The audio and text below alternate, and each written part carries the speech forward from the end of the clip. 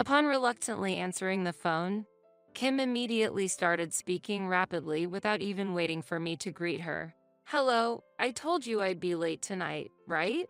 It's not easy when you're unemployed, but have to go out in the morning under the guise of work, huh?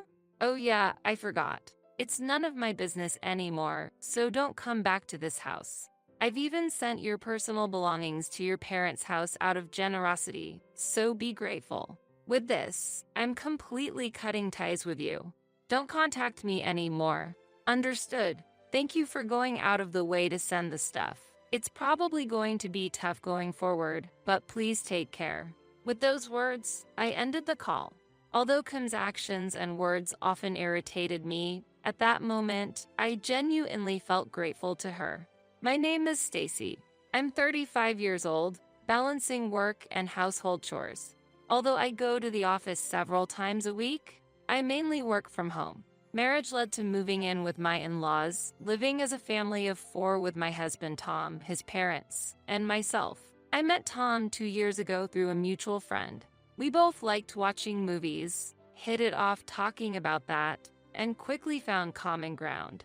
After several dates, a blushing Tom asked me, "Would you consider dating me with marriage in mind?"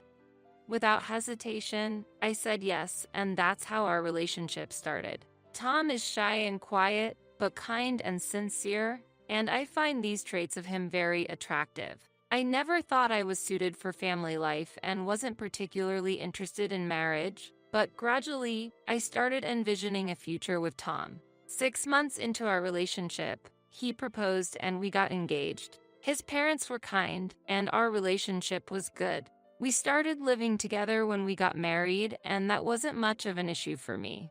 Like before our marriage, my in-laws were warm and welcoming, and we managed to live in peace without the typical conflicts between daughter-in-law and the in-laws. My mother-in-law, understanding of my profession, would take care of the household duties during busy times without complaint. In exchange, when she was feeling unwell, I would take on the household responsibilities. My father-in-law was genuinely kind, always keeping our home filled with warmth. Although we had a very good relationship with my in-laws, one source of concern remained. Tom's sister, Kim, Tom's older sister, got married at 18 due to her twin daughter's pregnancy. Living about an hour away by train, we didn't meet often, and I didn't usually mind. But Kim's nature was somewhat spiteful. The first time we met, right after exchanging greetings, she threw these words at me. "Tom is marrying someone older? When I was your age, my daughter was already in her 3rd year of middle school. The fact that you didn't get married until 33 means you must either have a bad personality or just generally be a problematic person, right? You're not after our family's assets, are you? I won't allow that."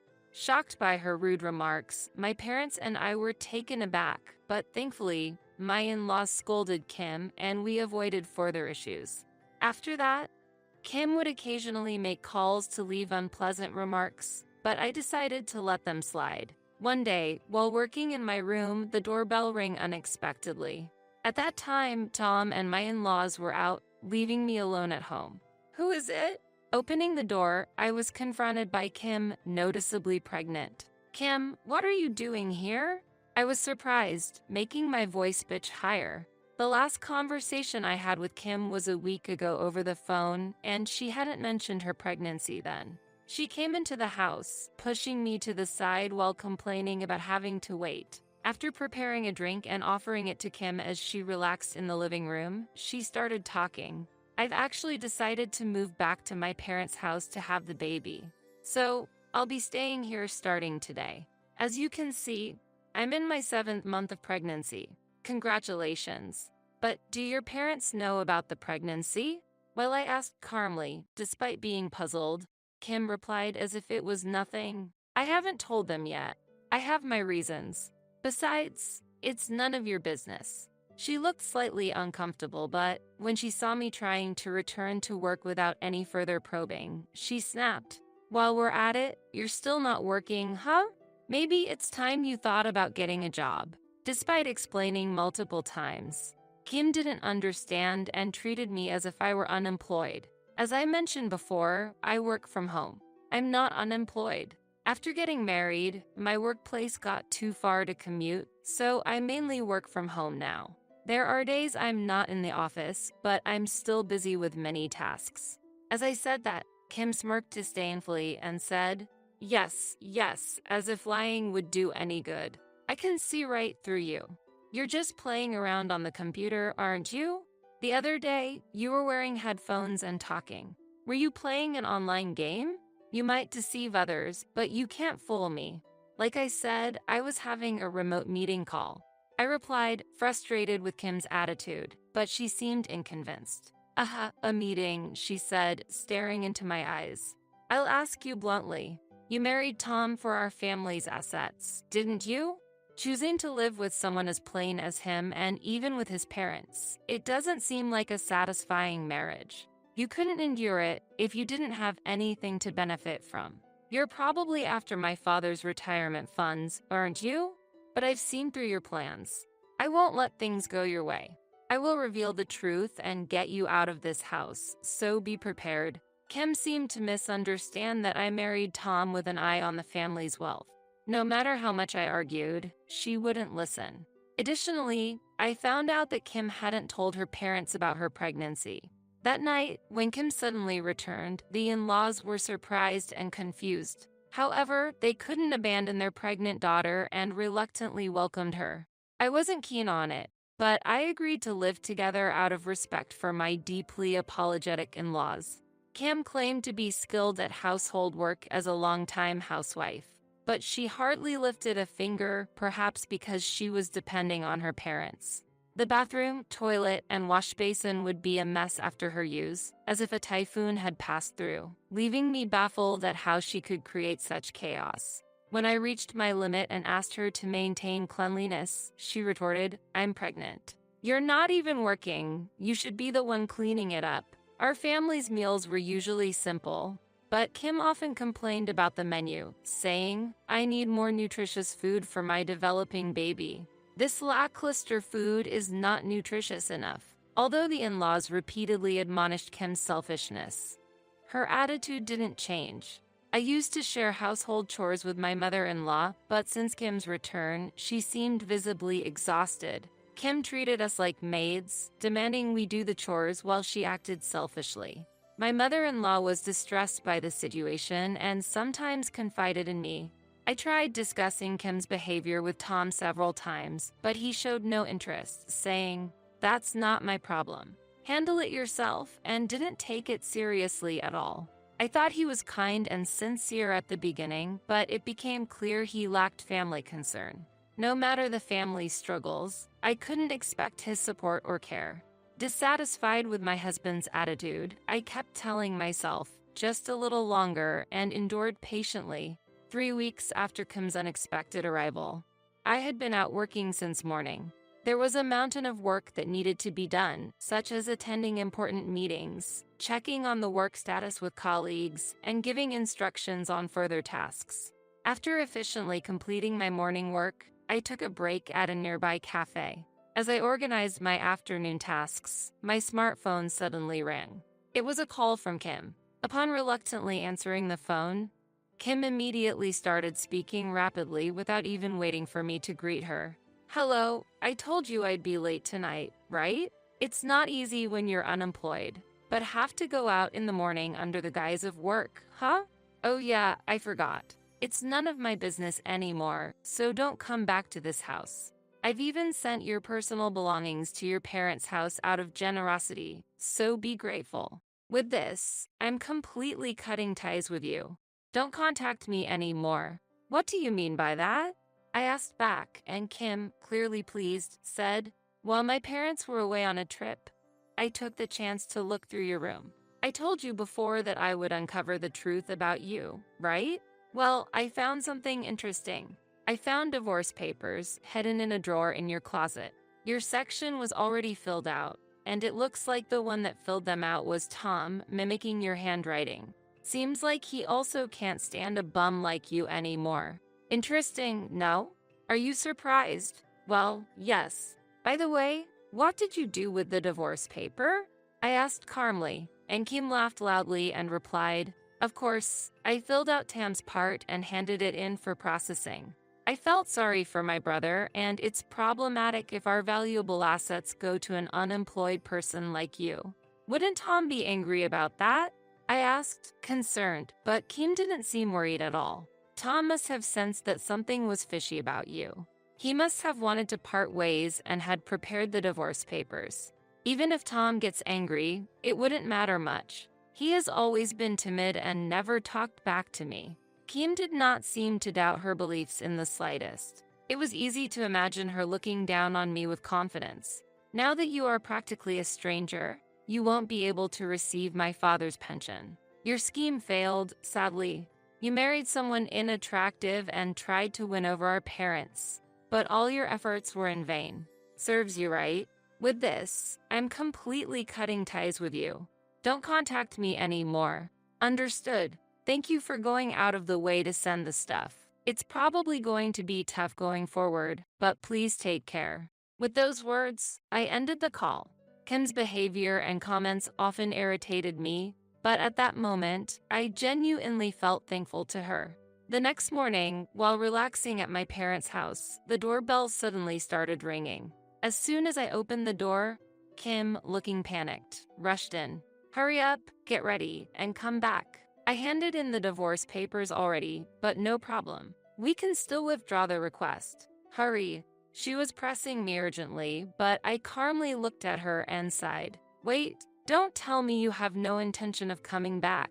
Don't be so stubborn. A lot happened yesterday. When I told Tom I had submitted the divorce papers and kicked you out, he became furious and trashed the house. We didn't know that your annual income was $1 million and that Tom was unemployed. It's not our fault. You never told us. In college, I co-founded a company with a friend of mine and became a board member. Combined with executive compensation, stock dividends, and other investment returns, my annual income amounted to approximately $1 million. Initially, Tom had a job, but as soon as he found out about my income, he quit and started going to casinos on a daily basis.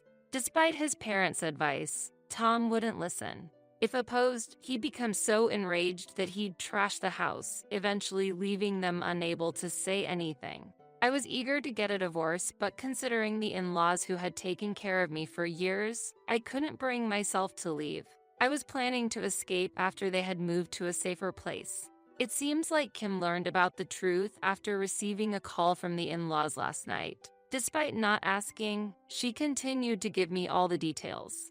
My mom called me yesterday to tell me that they used Dad's pension to move to a nursing home, and that their trip was a lie. I can't believe they hid such crucial information from their own daughter. She said, "We left you the house, so from now on, live without relying on others." What am I supposed to do now? I'm pregnant. You are my sister-in-law, so do something about it. Kim lamented with tears in her eyes like some kind of a tragic heroine, but I showed no reaction and replied calmly. Sister-in-law? Who are you to say that? You rummaged through the house, found the divorce papers I had prepared, and filed them out on your own. You even put together my belongings and sent them to my parents. Sure, I appreciate that, but that was also you could sever ties with me, right? As you suggested the other day, I will no longer be involved with you guys. Please let's end this already, once and for all. Kim's eyes widened in shock as she fervently defended her position. I can't imagine living alone with my unemployed brother. Tom will definitely order me to work in your place. I married right after high school and have always been a housewife. Now that I'm pregnant, working is impossible. When I tell him to get a job, he gets angry and lashes out on me. I can't take it anymore.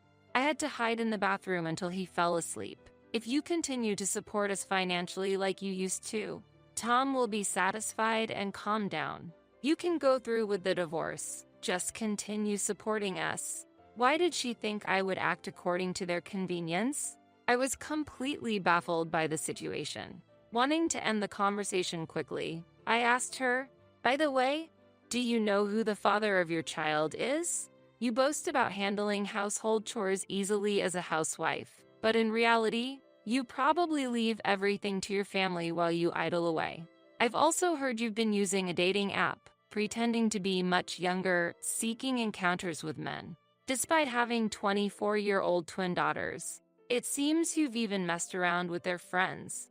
How can you do such things at your age? Also, you said you'd move back to your parents' house to have the baby, but what were your plans after giving birth? I heard your husband has initiated divorce? Kim was visibly shaken by my questions. How? How do you know all this? I learned about it from your mother. She said she didn't know what to do anymore. I conveyed my deep disappointment, and Kim became furious, cursing at me. You're so annoying. That's none of your business. After giving birth, I plan to stay at my parents' house.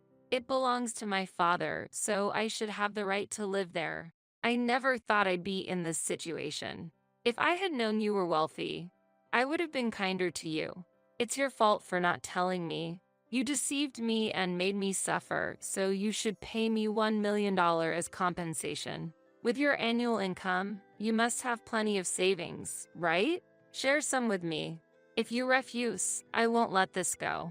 Fed up with Kim's childish behavior, I took out my smartphone and said calmly, "Is that a threat? I'll call the police," prompting Kim to scream and run away. Tom, seemingly uninterested or simply finding the situation too bothersome, has not made any contact since. Locals say he recently started a part-time night job at a nearby store, but being socially awkward, he seems to be struggling. After giving birth, Kim ultimately chose to divorce her husband, who demanded alimony and child support payments from her, leaving her with a large debt. To repay the debt, she started working part-time as a cleaner. Having never had a formal job before, Kim left a tearful voice message. "Work is extremely difficult. I would love to get some support from you. The house is dirty, and pests are starting to appear. Tom offers no help at all. Please help me." However, I did not respond to her plea. Kim's twin daughters have distanced themselves from her, and her husband took in her newborn on the grounds of the child is innocent. The family is supporting each other to raise the baby together. I've bought an apartment near my company and am focusing on my work. I still keep in touch with my former in-laws and exchange updates over the phone regularly. Having moved to a nursing home, they've made new friends and are enjoying their days, which fills me with genuine happiness when I hear them talk about their lives.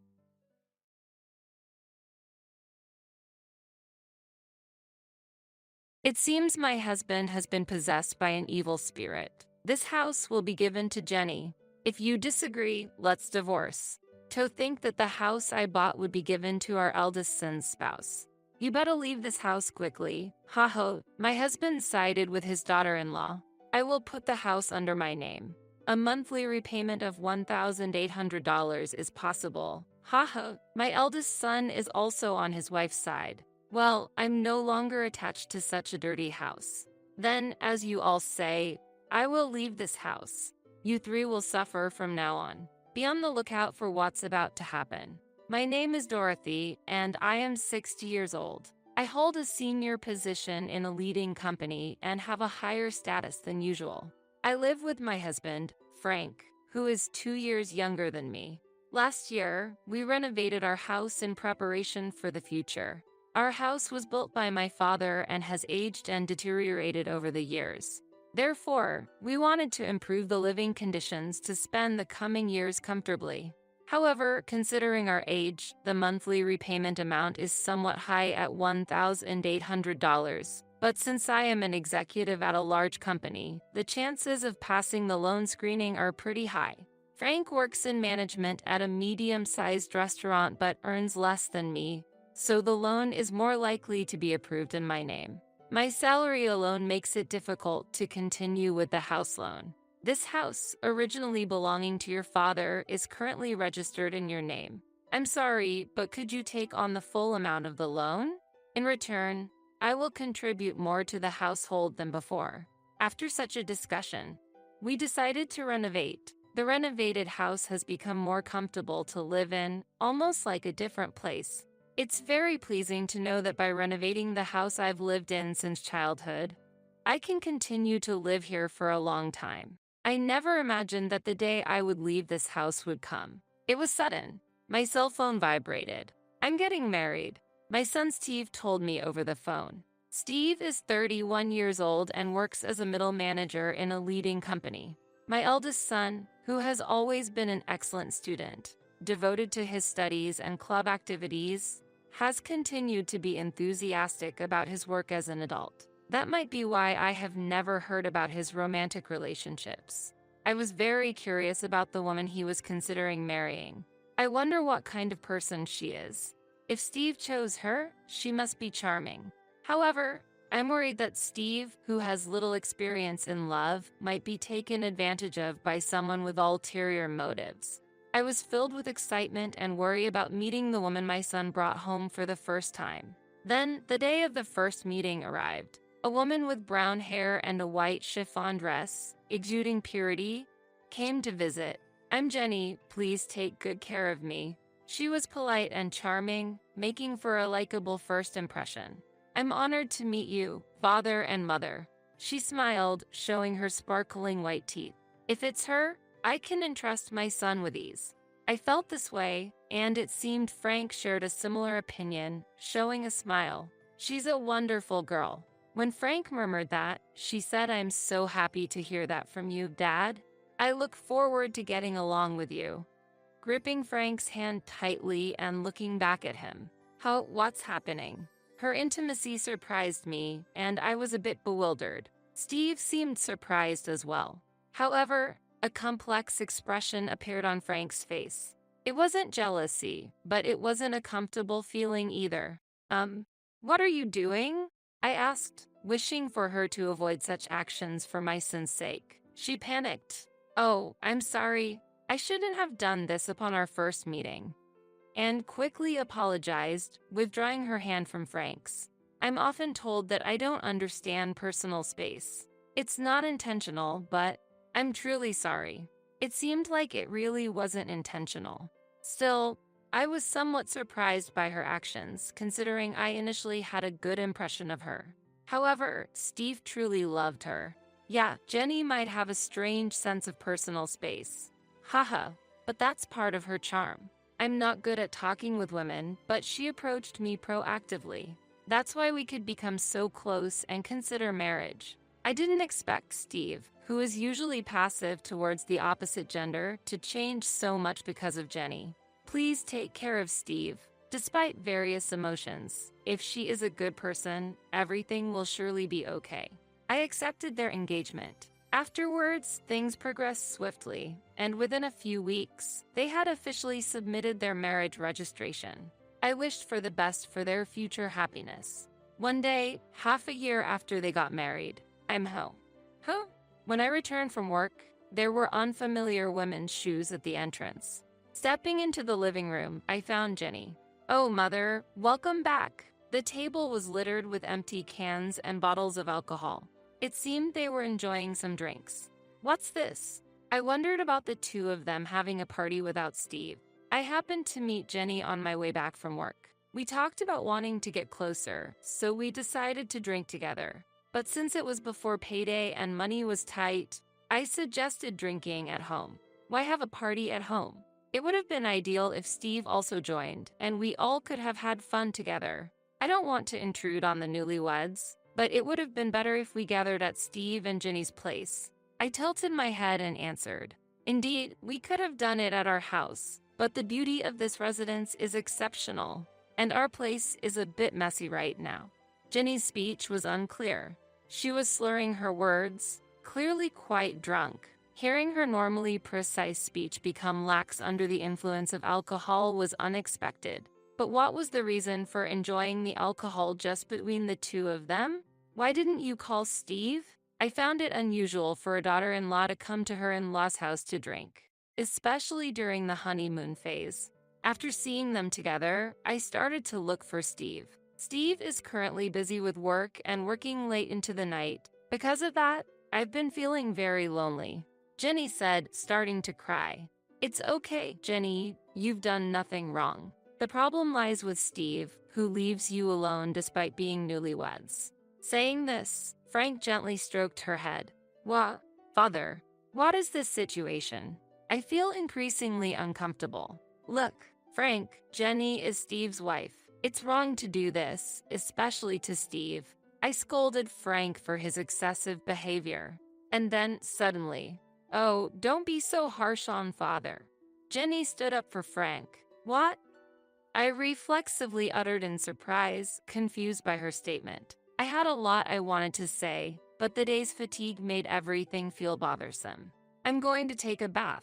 Please clean up after yourselves, I said with a sigh and headed to the bathroom. Afterwards, I called Steve to explain the situation, and he replied that he would leave work and come to pick her up immediately. Jenny's behavior seemed very odd to me. However, the fact that Steve rushed over to get her showed me how deep his affection is towards her. But I couldn't shake off the feeling that their future domestic life might be somewhat troublesome. Reluctantly, I decided to give advice about their future life when Steve arrived. While lost in thought in the bathroom, quite some time had passed. Returning to the living room with a somewhat dazed mind from the heat, Steve should have already picked up Jenny, but oddly, despite coming by car, they both seemed to be enjoying alcohol. Steve, you came by car, right? Why are you drinking? I asked, to which Steve, appearing drunk and cheerful, replied, actually, Jenny told me to drink, and it turned out we're staying over tonight. It's good news that my son is staying over. However, the unexpected accompaniment of his wife was somewhat concerning. The decision felt quite abrupt. What? I was inwardly astonished, but Steve had already drunk alcohol. Hey, Mom can drive you. It's okay. I didn't want the daughter-in-law to stay over. Despite feeling tired, I offered to drive them home. However, Steve said, come on, it's okay. You're tired too, right? Why don't you join us for a drink instead? With an innocent smile. At that moment, I found myself speechless without any room for argument. Haha, huh? At that instant, a feeling of discomfort sprouted within me. Suddenly, Jenny looked at me with a smirk, as if her smile harbored some conspiracy. Could it be? It seemed like she was laughing at my puzzled appearance. It's just my imagination, right? I truly hoped it was a misunderstanding, but in reality, her plan had already been set in motion at that point. The next day, Jenny apologized deeply for her missteps multiple times. I am terribly sorry, she said before leaving, and I felt like peace had finally been restored, overwhelmed by fatigue. But when I returned home that day, Jenny was there again. Steve was nowhere to be seen. Disheartened by the previous day's events, there was a change in her demeanor. I'm sorry for the inconvenience again, but I really wanted to apologize in person, she said, handing over some sweets. I too lost my composure yesterday. I'm truly sorry. Frank seemed regretful as well. Seeing their remorse, I decided to forgive them this time. I appreciate it. Jenny seemed genuinely relieved, but perhaps because the situation was quite awkward, she stopped visiting our home afterwards. Honestly, I did not want to get deeply involved either, so I was grateful for that outcome. Then one day, Frank, with a serious look, said, I have something to tell you. As I waited in the living room, wondering what was going on, Steve and Jenny visited for the first time in a while. It's been a while, I greeted, but they seemed to ignore my words and passed by as if they hadn't heard me. Perhaps my voice didn't reach them. Suddenly, Frank declared loudly, this house will be given to Jenny. If you disagree, let's divorce. What? I was astonished. The discussion of transferring the house to Jenny came out of nowhere.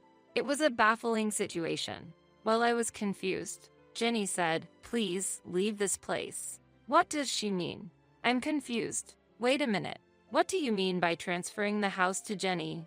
I asked, to which Frank replied, you've been making Jenny suffer, haven't you? That's unforgivable. She's such a good girl. Making her suffer. There's no such fact. However, Frank refused to listen to my argument. Shut up. I heard it from her. That's why she was crying, saying she couldn't go home. Frank continued angrily, with Jenny shedding tears. Why has it come to this? Then Steve also burst out in anger. I never thought my mother could do such a thing. You're horrible. The more I denied, the angrier they became, and Jenny's tears didn't stop. That's why we're going to divorce. Leave this house immediately. I plan to continue living here with them. I couldn't understand why I had to transfer my own house to Jenny. When I asked for the reason, because Jenny is deeply hurt. We could have sought compensation, but we thought of a better solution. Taking this valuable house from you and giving it to Jenny is the appropriate punishment for you, was the response I received, even though I didn't make her suffer. Why should I face such retaliation? It's impossible for Jenny, who quit her job after getting married, to pay a monthly loan of $1,800, I argued. Don't worry, we'll change the name to Steve. As long as Steve is working, the name change should be possible right away. However, there are restrictions on changing the name on a loan contract, so it wouldn't be that simple. In reality, changing the loan terms wouldn't be easy. I doubt the bank will allow it. When I counted, Frank said, "Don't worry, not only you, but Steve also works at a letting company. Plus, I have an acquaintance at the financial institution where you have the loan. If I talk to him, it should go smoothly." Appearing fully convinced. Yeah, a monthly repayment of $1,800? Piece of cake. Influenced by Frank's confidence, Steve also agreed. Gradually, the reality of transferring the house to them became apparent. I've said it many times, but I didn't do anything to her. There's no way I'm handing over this house. As I strongly objected, they became furious again. I was fed up with this situation. Then Jenny, who had been crying all this time, spoke up. "Mother, for the sake of us and our unborn child, please," she pleaded while caressing her belly. Unbelievable. Mom, Jenny is actually pregnant right now. If her mental state becomes unstable, it could lead to the worst-case scenario. That's why I hope you can be a bit more lenient. Steve revealed the fact of her pregnancy. Indeed, stress during pregnancy should be avoided. However, being forced to transfer my home based on unfounded accusations is unacceptable. My heart was filled with turmoil.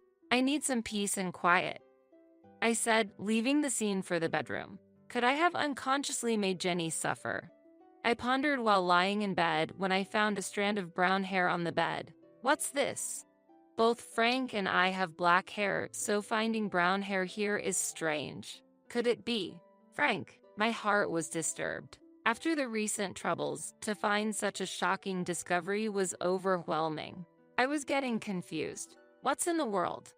I cried myself to sleep. Waking up late at night, I was headed to the living room when I heard voices inside. Apparently, Steve and Jenny hadn't gone home yet. I wished I could have joined the evening drink. Someone said, "But Jenny, you're pregnant. You need to refrain," was the response. Hearing Frank and Jenny conversing joyfully, it felt like there was no space for me. My heart was heavy due to Jenny's inexplicable complaints. Standing frozen outside the living room, suddenly, an intimate sound reached my ears. "Ah, Jenny, I love you." Frank's voice. "Stop it, Frank. If Steve and Mother find out," Jenny replied. Shocked, I was disturbed by what Frank and Jenny were doing. What on earth is happening? Don't worry. Steve is completely drunk, and Dorothy has been cooped up in her room all this time. She must be asleep by now. Haha, they were discussing. Haha, maybe she's angry and hiding under the bed? How funny. Haha, they laughed together. The brown hair I found was probably Jenny's. This is very unpleasant. What were they doing on my bed where I slept? I felt sick. They intend to push me out and secretly enjoy themselves with Jenny. My house being used inappropriately like this. Fine. I'll leave this uncomfortable house behind. However, I won't forget this. I thought to myself. The next day, I appeared in front of the three as if nothing had happened. In reality, I couldn't sleep in that bed anymore, too shocked to even close my eyes. "So, you've finally decided to transfer the house?" They smiled all at once when I said, "I've decided to transfer the house." Great. Let's go for the name change procedures. I'll easily pass the loan screening. Steve was excited. He knows nothing. Although it saddened me at the moment, I had no intention of revealing the truth to my son. He wouldn't listen to his mother since he was under his wife's thumb. At least not yet. Afterwards, Busy days of divorce proceedings and name changes followed. The name change process wasn't easy, but it was eventually completed. This house is no longer yours. Haha, Frank taunted. Hurry up and leave, old hag. Haha, Jenny whispered in my ear. I felt nothing but anger. They were the ones who were supposed to leave. I intended to make them, but not before getting back at them. Letting go of the home I had lived in since I was born was painful. Yet, I could no longer feel attached to a place associated with infidelity. I planned to use this abnormal situation to create turmoil between them. Wait and see when the time comes. A month after I left the house. I'm ready, is what I said and headed to my former home.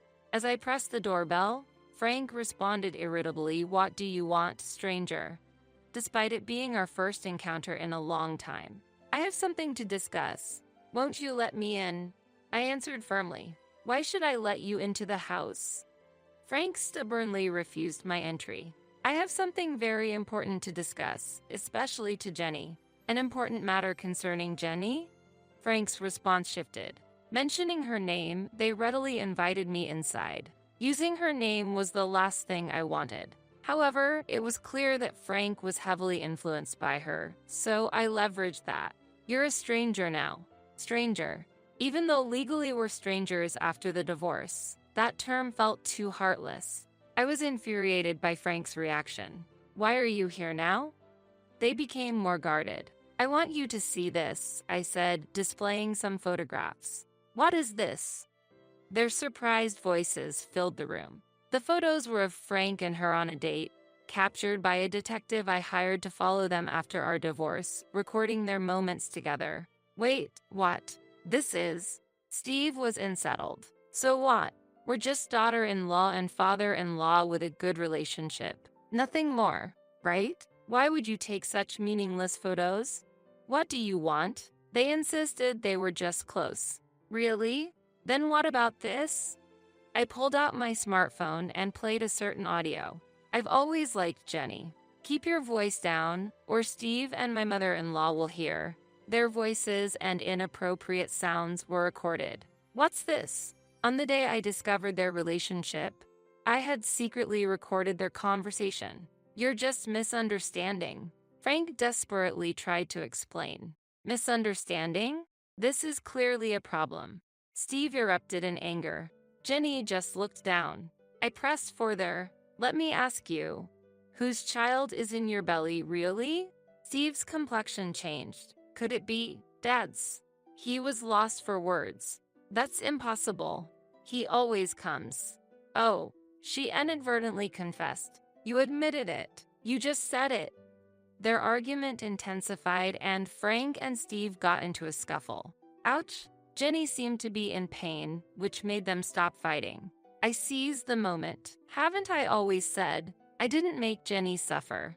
Did you lie to get rid of me, to convince Steve? Steve was shocked. No, I'm the worst.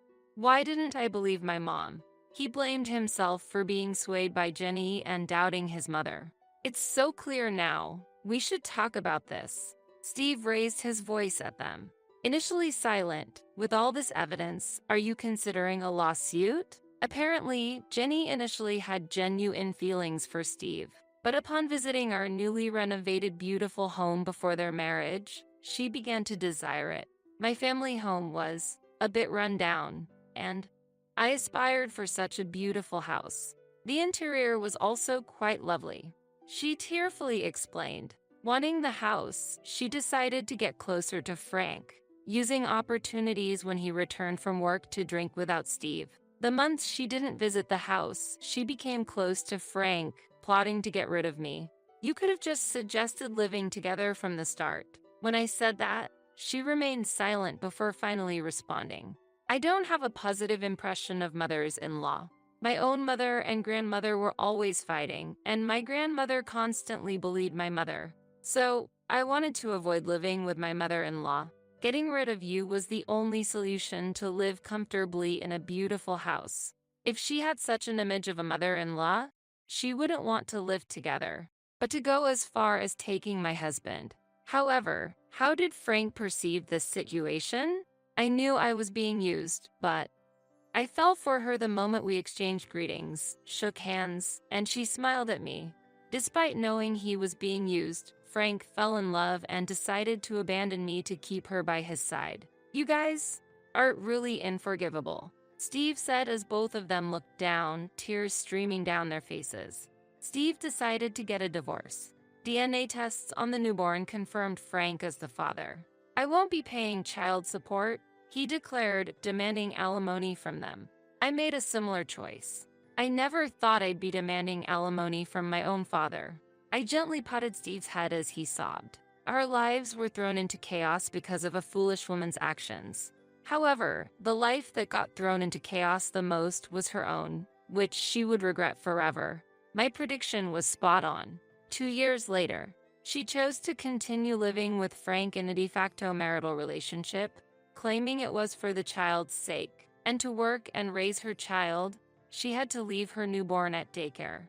Today, Grandpa, Dad came to pick you up, huh? She seemed to attract attention from other mothers at the daycare. While the children played well together, she felt lonely not being able to make any mom friends. Additionally, when she explained her divorce and relationship with Frank to her parents, they got furious, directing their anger at Frank too. Now, she is estranged from them. This was all the result of her own choices. Meanwhile, Steve lives alone in that house. I wanted to sell it, but that would be too cruel to Mom. After all, this is the house where Mom has lived all her life. I couldn't sell a house filled with such memories. He felt disgusted by the house and considered selling it but couldn't due to guilt, possibly influenced by my repeated expressions of discomfort towards the house. He arranged for house cleaning and disposed of all possessions belonging to Frank and her. Steve, acknowledging the trouble caused by her, said, "It might be because of that woman, but I've troubled you, Mom. You might not be able to forgive me, but please let's meet up sometimes. Visit the house. And let me be a good son to you from now on." And gave me trip tickets. Steve has shown deep remorse. Although I can't forgive him just yet, I'm willing to work towards restoring our relationship.